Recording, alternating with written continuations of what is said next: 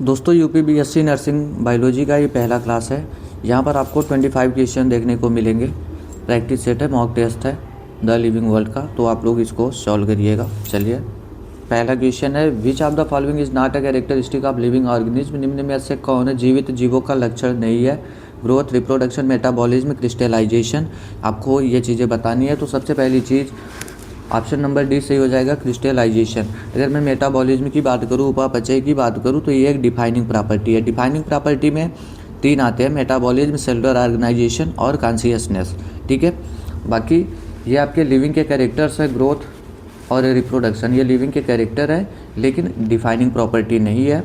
Defining property metabolism है और living characters भी नहीं है इनमें से कौन, तो वो हमारा ऑप्शन नंबर डी सही हो जाएगा, क्रिस्टलाइजेशन।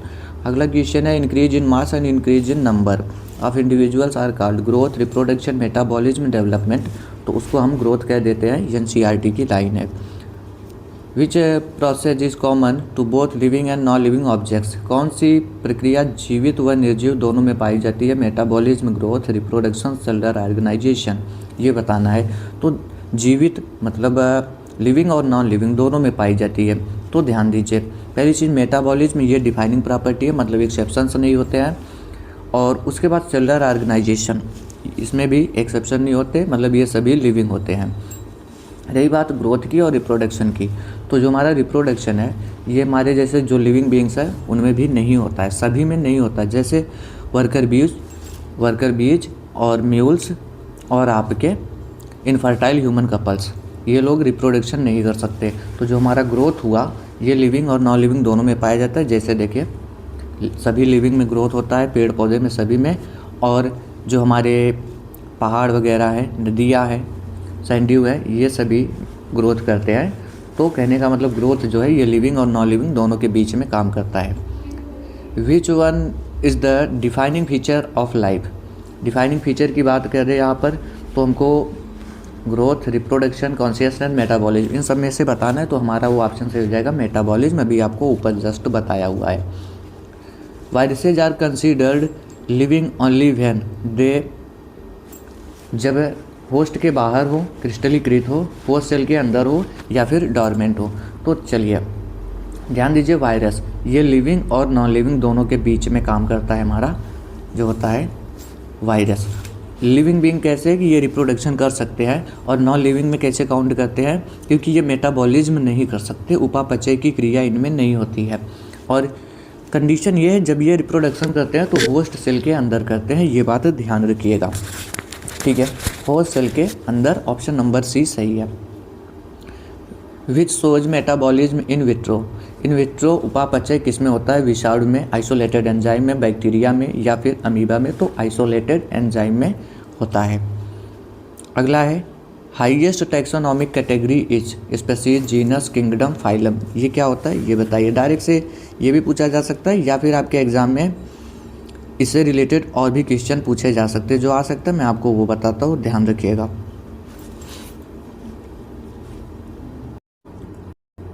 सबसे पहले स्पीशीज, जीनस, उसके बाद में हमारा आता है फैमिली, ऑर्डर, क्लास, सॉरी कहाँ चला गया ये, इसको इरेज करिए, ऑर्डर। उसके बाद में हमारा क्लास आ जाएगा, फिर क्लास के बाद में आता है फाइलम, फिर आता है किंगडम। ये ध्यान दीजिएगा।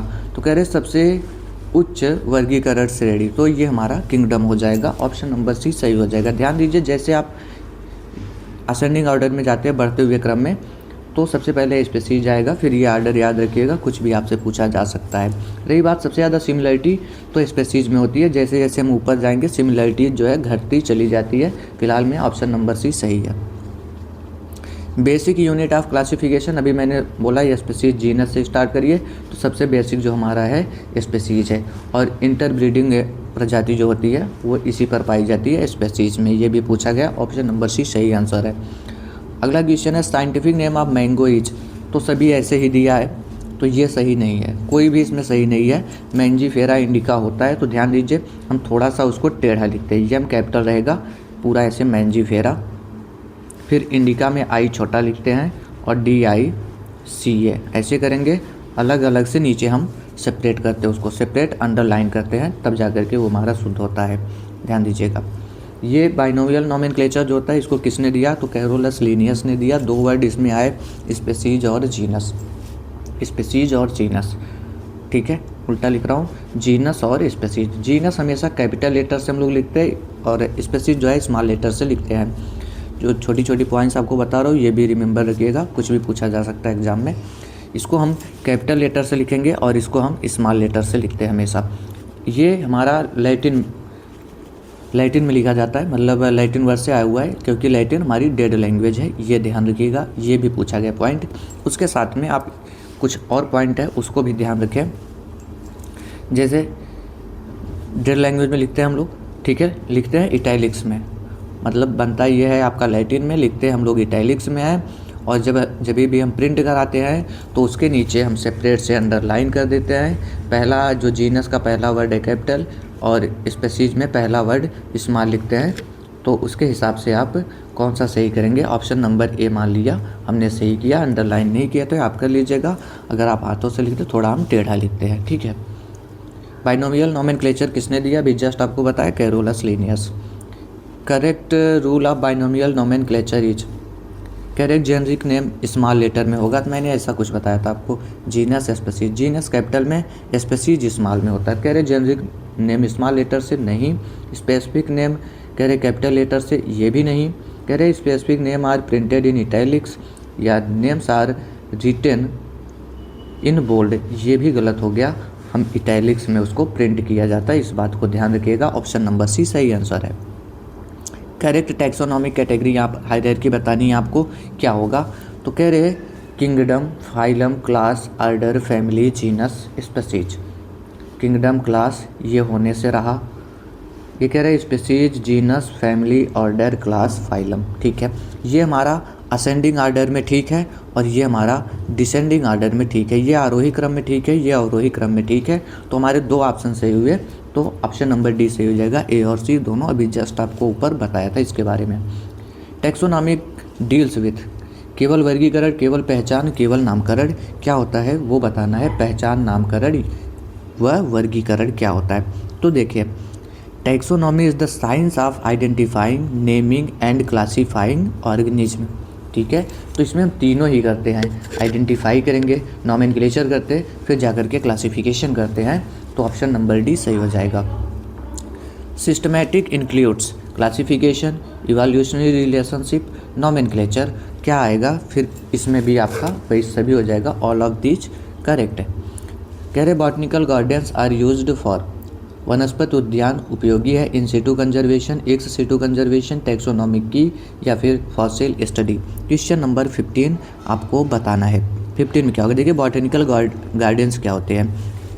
जो हमारा इन सिटू होता है इसका मतलब क्या होता है, नेचुरल हैबिटेट। लेकिन जो एक्स सिटू होते हैं, जो हमारे एक्स सिटू होंगे वो क्या होता है, ध्यान दीजिएगा। एक्स सिटू किसी जो लुप्त प्राय प्रजाति होती है ना, उसके प्राकृतिक आवास से बाहर एक कंट्रोल हम लोग करते हैं, खुद से वातावरण बनाते हैं, उसमें रखते हैं, उसमें संरक्षित करते हैं प्लांट और एनिमल को जो लुप्त प्राय है, ठीक है, लुप्त होने वाली है या लुप्त हो चुकी है, उन लोगों को रखा जाता है एक्स सिटू कंजर्वेशन में। तो हमारा ऑप्शन क्या सही निकल करके आ रहा, बी ऑप्शन सही हो जाएगा। इसमें प्लांट और एनिमल्स दोनों को ही रखते हैं, लेकिन जो लुप्त प्राय प्रजाति है उनको, तो ऑप्शन नंबर बी हमारा सही हो जाएगा। आइए अगले क्वेश्चन पर। Herbarium is a collection of, जीवित पौधे, सूखे पौधे के नमूने, केवल बीज या संरक्षित जानवर। तो हर्बेरियम सीट हम लोगों ने बनाया हुआ है, क्लास 12 में प्रैक्टिकल हो रहा था तो उसमें बनाया गया था। एक सीट रहती थी जिसपे हम प्लांट को सुखा करके उसको चिपकाते थे, फिर नामकरण वगैरह करते थे, किसने बनाया, किस डेट में बनाया, ये सभी डिटेल्स हम वहाँ पे रखते थे हर्बेरियम सीट में। तो सूखे पौधों के नमूने होते थे वो, ठीक है, ढेर रहते थे, उसको हम लोग चिपकाते थे। बात समझ में आ गई। ये विश्वविद्यालय और संग्रहालय में भी इसको रखा जाता है, ये पहचान के लिए है, भविष्य में जैसे पहचान हो सके उसके लिए। जूलॉजिकल पार्क्स हेल्प इन, प्राणी उद्यान क्या है, मतलब जू, ये चिड़ियाघर की बात हो रही है। जूलॉजिकल पार्क्स क्वेश्चन नंबर 17 ध्यान दीजिएगा। चलिए तो इसमें हमारा क्या आ रहा है, कह रहे plant taxonomy ex situ conservation of animals, जी हाँ यही हमारा सही हो जाएगा, option number B. Taxonomic aid for identification is, key, herbarium, museum, botanical gardens. Herbarium sheet हमने बताया, यहाँ पर टैक्सोनॉमिकल ऐड की बात हो रही है, पहचान हेतु क्या प्रयोग होता है वो बताना है आपको। म्यूजियम कह रहे हैं, म्यूजियम में आपका जैसे ऐतिहासिक चीज़ें जो है वो रखी जाती है, ठीक है। बॉटनिकल गार्डन्स अभी जस्ट आपको बताया। तो जो कि हमारे होते हैं वो टैक्सोनॉमिकल ऐड के रूप में आइडेंटिफिकेशन करते हैं। इसमें क्या होता है, हमारा कपलेट्स होते हैं। कपलेट्स मतलब क्या, जैसे इसमें हमेशा दो चीज़ें पूछी जाएंगी, कंट्रास्टिंग चीज़ें पूछी जाती है। जैसे मैंने आपसे पूछा कोई चीज़ ये प्लांट है या एनिमल है, आपने बोला दो में से तो एक ही क्लिक करोगे, आपने बोल दिया प्लांट है। फिर मेरा अगला क्वेश्चन होगा ये डाइकाट है या फिर मोनोकॉट है, तो इसमें से आप कोई एक ऑप्शन करेंगे, मतलब ये कपलेट्स है, कंट्रास्टिंग ट्रेस है, इसमें जो पूछे जाते हैं। तो इस तरीके हमारी काम करती है, इसको हम कुंजी कह देते हैं। ऑप्शन नंबर ए सही हो जाएगा। अगला क्वेश्चन है क्वेश्चन नंबर 19, टैक्सोनॉमिक की इज बेस्ड ऑन। टैक्सोनॉमिक की या कुंजी आधारित होती है सिमिलरिटीज डिफरेंसेस बोथ इवोल्यूशनरी। अभी मैंने आपको बोला ये डिफरेंसेस बताते हैं, इसमें कपलेट्स होते हैं, कंट्रास्टिंग चीज़ें होती है, मतलब एक का अपोजिट दूसरा होगा। मैंने पूछा प्लांट आर एनिमल, ठीक है, पौधे हुए फिर जंतु हुए, उसका भी आया। फिर डाइकाट, मोनोकाट, जैसे मैं पूछ सकता हूँ जिम्नोस्पर्म या एंजियोस्पर्म, इस तरीके से वो कंट्रास्टिंग कपलेट्स होते हैं। तो ये डिफरेंसेस बताता है, ऑप्शन नंबर बी सही हो जाएगा। Each statement in key is called lead, couplets, taxon, species. तो ऑप्शन नंबर बी सही है इधर पे। Museum specimens are preserved in. संग्रहालय नमूने सुरक्षित होते हैं फॉर्मेलिन, एल्कोहल, ए और बी दोनों, या फिर वाटर। आपको इसमें बताना है क्वेश्चन नंबर 21 में भी देखो, जैसे फॉर्मेलिन हो, ये क्या होता है हमारा फॉर्मेल्डिहाइड गैस का, जब पानी में हम एक घोल बनाते हैं जो जलीय विलयन होता है उसको हम फार्मेलिन कह देते हैं। लेकिन आपको पता होना चाहिए म्यूजियम में सभी जो हिस्टोरिकल चीज़ें हैं, वैज्ञानिक चीज़ें हैं, सब कुछ रखा जाता है, जैसे फ्यूचर में उसके अध्ययन करने में समस्या ना आए, हमको डाटा वहीं से मिल पाए। तो हम फार्मेलिन भी रखेंगे, अल्कोहल भी रखेंगे, मतलब ए और बी दोनों ही रखा जाएगा। Maximum similarity is found in. अभी मैंने आपको ऊपर बताया हुआ था कि स्पीशीज, जीनस, उसके बाद हमारा फैमिली, ऑर्डर, क्लास, फाइलम, और उसके बाद में किंगडम। इस तरीके हम जा रहे थे, कह रहे थे मैक्सिमम सिमिलरिटी। हम जैसे जैसे ऊपर जा रहे थे सिमिलरिटी घट रही थी, नीचे सिमिलरिटी ज़्यादा थी, क्योंकि ज़्यादा जीव इधर पे ही पाए गए, ठीक है, इधर पे सबसे ज़्यादा जीव पाए जाते हैं, तो सिमिलरिटी सबसे ज़्यादा यही पे होती है। और ये इंटर ब्रीडिंग होते हैं, मतलब प्रजनन एक दूसरे में कर सकते हैं। तो सिमिलरिटी सबसे ज़्यादा किधर पे, स्पीशीज में। नेक्स्ट है species is defined age group of organism that, दिखने में समान हो, आपस में प्रजनन कर सके। मैं बार बार से बोल रहा हूँ इंटर ब्रीडिंग होती है। आइए अगले क्वेश्चन पर। Which is a man made taxonomic aid. मानव निर्मित टैक्सोनॉमिक साधन कौन सा है। हर्बेरियम सीट तो हम लोग बनाते हैं, स्कूल कॉलेज में बताया गया। बॉटनिकल गार्डन्स ये भी हम लोग बनाते हैं, मतलब इंसान ही बनाता है। जूलॉजिकल पार्क्स भी हमने ही बना रखे, मतलब सभी ऑप्शन से हो जाएंगे, ऑल ऑफ दीज। नेक्स्ट है 25, taxon refer to rank, category, classification unit, species. ध्यान दीजिएगा, जैसे मैंने बोला था स्पीशीज, जीनस, फाइलम, इस तरीके से आप बढ़ते चले जा रहे थे। स्पीशीज, जीनस, ये फैमिली, फिर उसके बाद में ऑर्डर, क्लास, फाइलम, किंगडम, ये सभी एक टैक्सॉन है। ये टैक्सोनॉमिक यूनिट, जैसे हमारा जीनस भी एक टैक्सॉन है, ऑर्डर भी एक टैक्सॉन है, फाइलम भी एक टैक्सॉन है। ये मतलब क्या है, एक टैक्सोनॉमिक यूनिट है, क्लासिफिकेशन की एक यूनिट है। ध्यान दीजिएगा, यहाँ पर ऑप्शन नंबर सी सही हो जाएगा। तो दोस्तों इस तरीके में बिल्कुल फास्ट तरीके से रिवीजन कराने वाले आपका ये आप लोगों ने जिन्होंने द लिविंग वर्ल्ड पढ़ा है, अगर इतना क्वेश्चन यहाँ से आपने सभी सही किया है तो आपके एग्ज़ाम में इसके बाहर से कुछ भी नहीं जाने वाला। और आपको इसका PDF हमारे टेलीग्राम पे मिलेगा, लिंक डिस्क्रिप्शन में दिया गया, फटाफट से उसको ज्वाइन करिए। क्लास कैसी लगी कमेंट बॉक्स में ज़रूर से बताइएगा। Thanks for watching this video.